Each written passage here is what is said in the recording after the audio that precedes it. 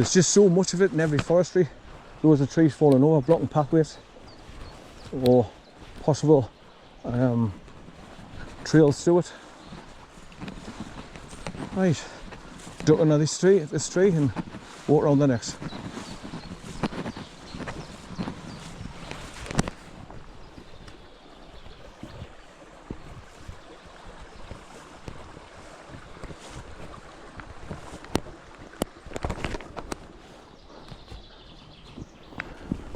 Oh, you bugger.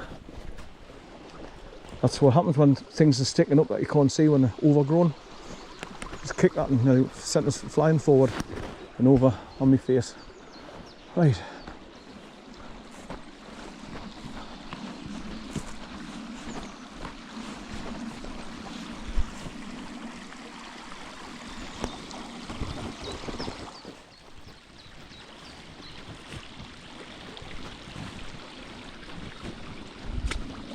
I mean, whoever put those two logs across the burn have done a good job. They were trying to help people out, and they put them right next door to each other as well, so they nearly created a good bridge that you could actually walk across, which most people will when they've got near balance issues. But for me, it's still awkward because I'll be walking along and I just go keeling straight over after losing my balance or slipping with the logs being round. So it's not as easy for me. So it's going to be a case of walking sideways and keeping hold of the log and just slide my feet along, keep them on those branches that are chucked in the water to keep us high up out the water while I'm going along. Right, past these tree roots again, just here. And it's downhill, so you've got to be careful. It's slippy. Right, sideways.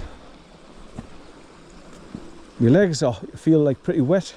But by the time I walk back to the car, and then after I sat in the car for a while driving over to Craik, we'll be getting dry, ready for the next leg and visits.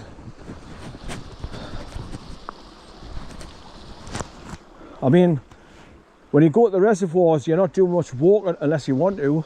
There's pathways around Megget.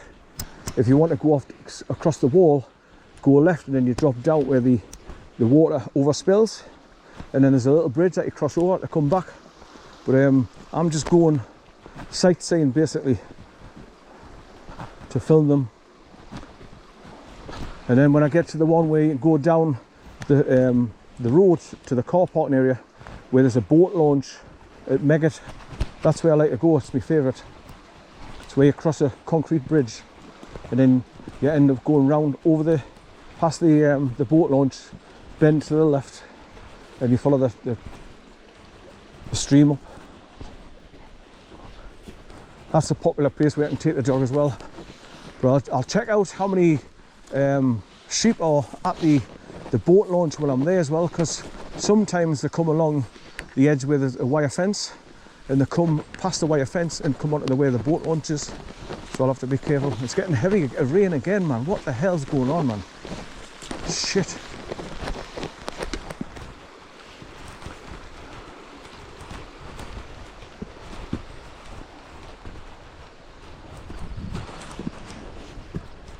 Right. I'll get over this. Well, in fact, I'll stop recording here when I get to this burn again, and then start recording again when I get over the other side, and I'll dry it off with my tissue, the lens, and then just make my way back to the main road and start going down the road back to the car.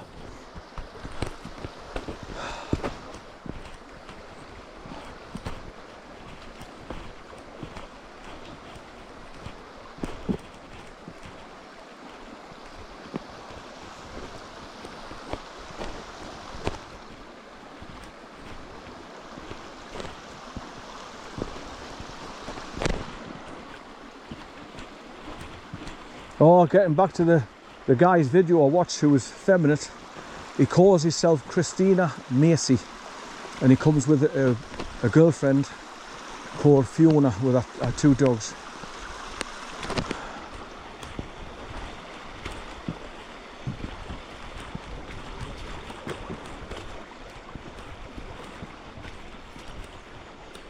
He's probably a very nice personality, but I just don't like that kind of thing getting thrown in my face. I mean, especially these ones that deliberately walk along and they're floating it around, you know, making it right racket and bringing attention to themselves. I can't understand that.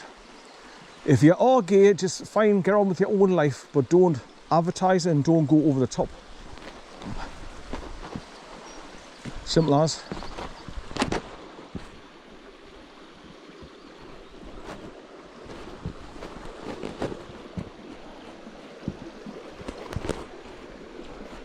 Right, and one of these trees will lift up.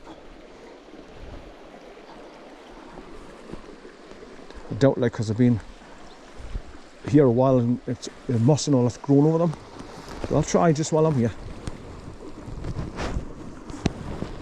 Oh yeah, but nah, bloody hell, they're well buried in there. But any more branches I find, I'll chuck them down to make as many as possible alongside the logs here, so it's all nice and dry where you put your feet down on the water, so you're stepping on several branches. Right, so there's another one. Shit, drag that across. Right, so I just put my feet on that, put my foot on that one that I've chucked in earlier on, and step over and then get up the embankment. Right, so I'll stop recording for now and I'll get a couple more of these branches and fill the holes in. Right, bye for now. Right, I've started recording again because I easily come across that way. I just came down site, I put my feet on all those branches that I chucked in the water, and I kept a hold of the log and just walked along sideways. Then I got over to here where I just stepped over, then scrambled up the side of the bank. So getting back over was easy this time. So I got literally straight over as soon as I started going sideways and walking along. Right, so I've got to make my way back along the track where I came along now, retrace my steps back to the main road, then up the bank onto the Forestry Commission track.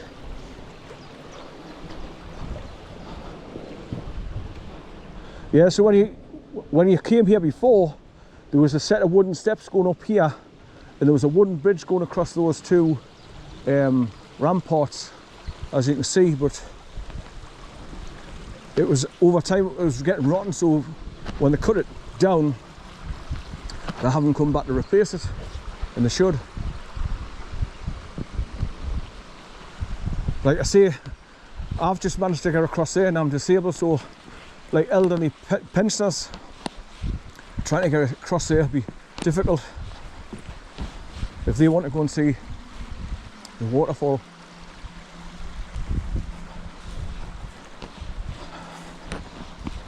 Right, so I'm under the trees for a while now, so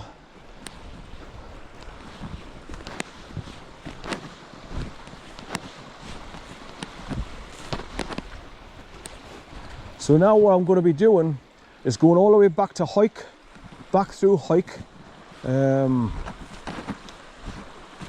where am I going? To Capmaclook. Oh, right, when I get to the far side of the town, I'm going to be turning left and going uphill on the A7, going in towards Selkirk. Then you drive through Selkirk, then you take a left onto the A708 and head towards Capmaclook and the 3 reservoirs that way. So I've got to go back to Selkirk from here. So like I say, back through to Hike, then you get to the big huge roundabout, then you turn left and start going up the hill, which is like a bit of a motorway type road. It's lovely and wide and smooth, and you can drive quite fast going up the hill. And then you pass a Shell garage on the left as you go down and round into Selkirk. Then you come to a part where you can bend round to the right and go down, but you just go straight on and down the bank. And then you cross over the river, Ettrick Water I think it's called, and then you turn left. And that's where I'm going to be going now, to and head along towards St Mary's Loch, and then just before you get to the second body of water, you turn right at Capmaclook, and then you go along past Megget Reservoir.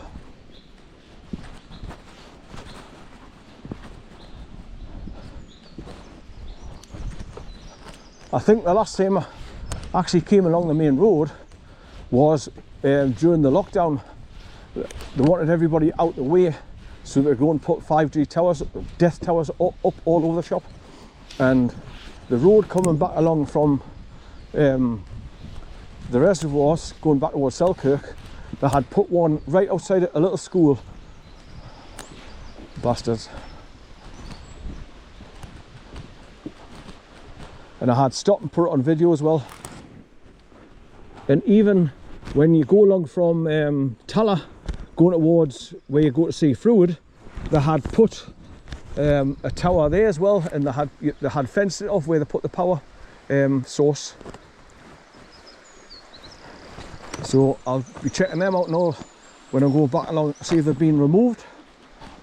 Since the truth's all out there now, we know it's got nothing to do with 5G fast connections. It was all to do with 5G and the jab in the arm for the blow our brains with Wi-Fi signal, radiation, EMF, bombardment. That's what it was all about.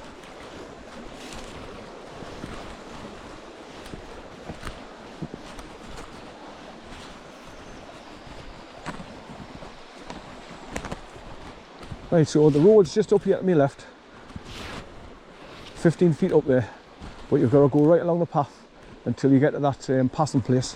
Then you go up the stone track and get up onto the bank, back onto the road again, easier. But this is nice, just walking through this bit here, where you've got the burn just slightly to your right. You hear the trickling water. And like I say, this tree had fallen over here and there was loads of debris getting brought down to it, so it was a mass of tree creating a bit of a dam just here.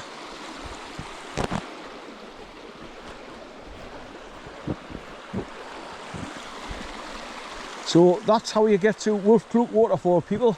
You don't have to go halfway around the bloody forest.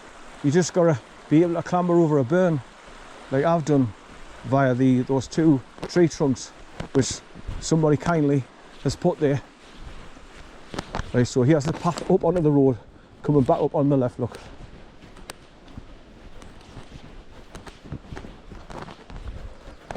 Right, so I've just got to walk back down, cross over the two bridges, the steel bridge and the concrete bridge, and then just keep on going down and down and down, and right at the bottom turn left and go back along towards where the car's parked.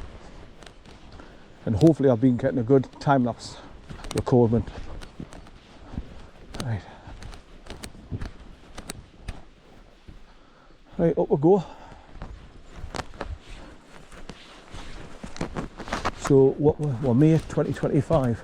I can't remember the last time I was here, but I think the first time I came here with Jim was back in 2018, and we came looking for the water, how to get the waterfall, and I had watched a few people's videos on YouTube to get ideas of roughly where it was. And then as you were walking along, if you come across any of the local dog walkers and stuff like that, I was asking, then eventually we found out how to get to it. Right, so here I'm at the passing place again.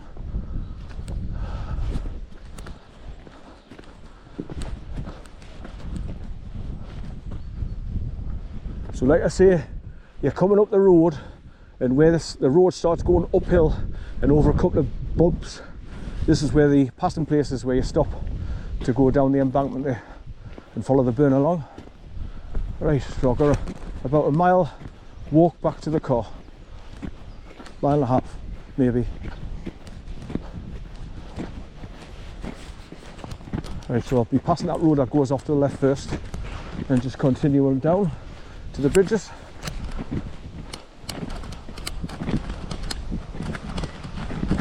Right, so this is where my trousers start to dry off with the wind, and I'm not walking through long grass, so they start to dry immediately. As long as you've got a bit of a breeze blowing on your legs, dry them up quite quick.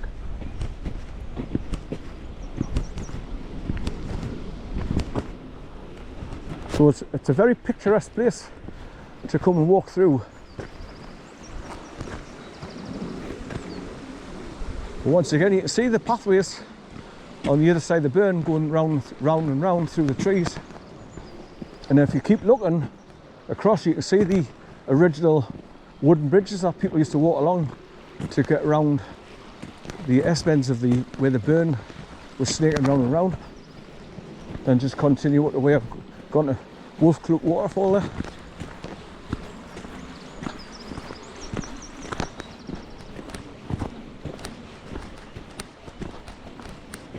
So I just want to quickly go to Clook and go visit all 3 reservoirs and part of my usual places to go and see them, and then start the long drive home again, back to Selkirk, back down the A7, through Hike, turn right on the A608A again and go to Carter Bar, and then just right along the A696 going back towards Newcastle Airport and going home that way.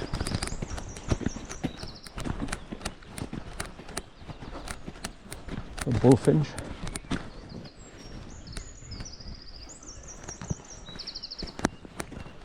Couple of them, this must be a pair. There's another one just there, he's just gone following one another, so I think they're male and female. So this is what they leave behind when they chop all the trees down. All those bits of dead branches. Makes a right mess.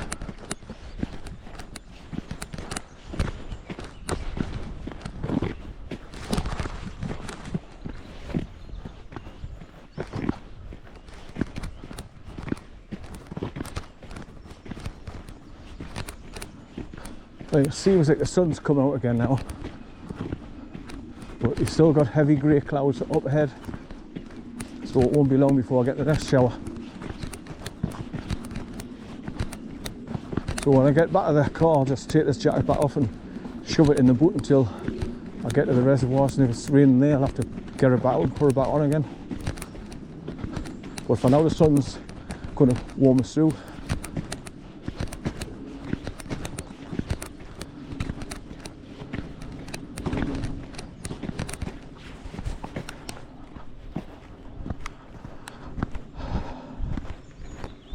This chest harness I'm using now is a different one to my normal one, where the straps like we're wearing now, the sheepy that you get from China, $5.99, where the shoulder straps just stretch, and the chest harness where it clips around your chest, the too slack and doesn't hold it in place, is good. But this one that I've got on now is it's made by Same Top, that's what it's called. It's not the GoPro official one. You have to put it on like a waistcoat and then fasten the buckle in front of you on your chest, and which I've pointed out before on my videos, the biggest problem you've got with all of these, they haven't taken into account of having your GoPro camera inside the hard plastic covers to protect them when you're going through the brush. You don't want to scratch your camera. So when you put the legs into the buckle where you put the bolt through, the thumb bolt, they don't tilt all the way back because they keep hitting the frames at the back. So they're not coming right up, so you're pointing directly forward. If anything, you're pointing slightly down forward, so you're seeing mostly the ground instead of looking straight ahead at what you're looking at. And that was part of the problem. But this one I've got on, I've got my GoPro 12 in its protective plastic frame, and I've got the thumb bolt through this one on the Same Top harness. It's very comfortable to wear. It feels tight around my chest, and the shoulder straps are brand new because this is the first time I've used it. So I don't feel like I walking along and my camera's moving around and bouncing too much while I'm walking with a limp, because I'm obviously up, down, left and right. I need to take my cap off a couple of minutes. I'm hot now, I'm having a coat on. My cap feels all sticky now, no, it's soaking wet. It's got a tree sap on it probably, squeezing through the trees.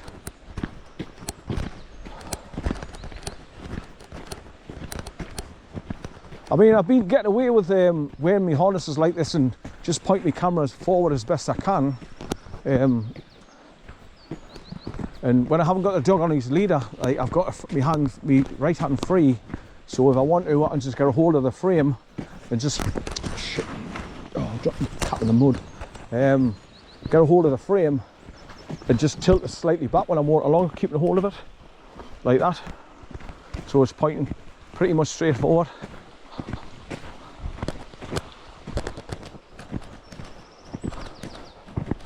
Another reason why I chose to go to the reservoirs is because you don't have to walk far as well once you park the car, to see the beautiful expanses of water and the surrounding hillsides.